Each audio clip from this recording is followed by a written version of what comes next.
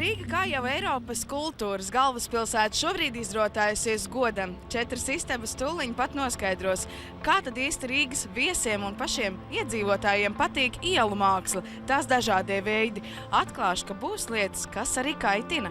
Šoreiz apskatīsim ne tikai jauninājumus pilsētas ielās, bet arī ķersimies klāt lietām, kuras it kā varētu būt baudāmas turistiem, lai gan neesmu par to pārliecināta, un jautāšu sastaptajiem cilvēkiem, kādas ir viņu domas.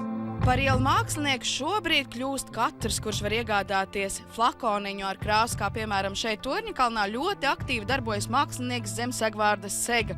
4 istabas ir novērojušas, ka viņu darbi ir redzami arī Āgenskalnā. Un, diemžēl, Sega nav vienīgais šāds ielu mākslinieks, kurš, kā teikt, ķēpājās uz sienām. Nu re, šeit mākslinieki, kuri vēlētos tādi būt, bet diemžēl nav, atstājuši savas pēdas nākotnē.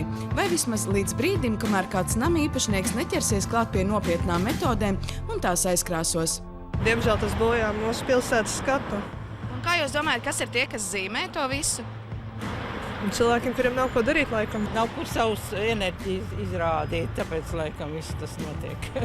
Nu, ko ar puikām izdarīsi? Ķert, sodīt, paši izaugs un visu sapratīs. Tas arī viss. Nopietni cilvēks to nedarīs.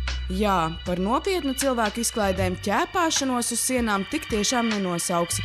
Bet pastāv arī cits ielu mākslas stils, kuram redzamie grafiti pat klāt nestāv. Žurnālā bija rakstīts, ka nāks rudens apgleznot Latviju. Mēs te spējamies, labs izteiciens, jā. Šis te mākslinieka Daiņa Rudens darbs stencila stilā jau ilgāku laiku priecē Sarkandaugavas iedzīvotājus. Viņi šobrīd ir pārliecināti, ka tieši šis ir labākais risinājums, kā atsvaidzināt noplukušas fasādes sienas. Kā jums šķiet, vai šādas zīmējumus Rīgā vajadzētu vairāk tādām nodrupušām fasādēm? Domāju, ka jā.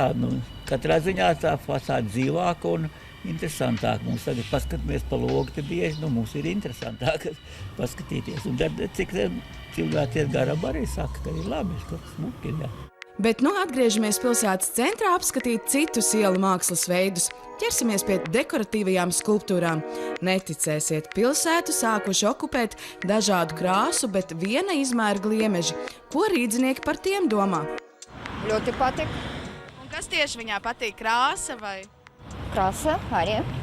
Jā, manuprāt, diezgan oriģināls. Un kā jums liekas? Īsti nesaprotu to kopsakaru, bet jā. Tieši par to gliemezīti, ja? Jā, kāpēc gliemežs? Ir vēl kaut kas pamanīts pilsētā tād jauns? Vēl viens gliemežs pie Mākslas akadēmijas.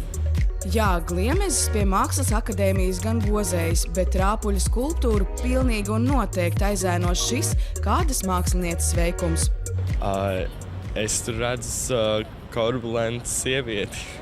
Sievietes skulptūra saules gaismā spīd un laistās. Varbūt mulsinoši šķiet spoguļu krūtis un sievietes forma, bet māksliniecei noteikti bijis savs redzējums. Taisnības labad gan jāpiebilst, ka šī skulptūra nav pilsētas dekorācija 1. gadu.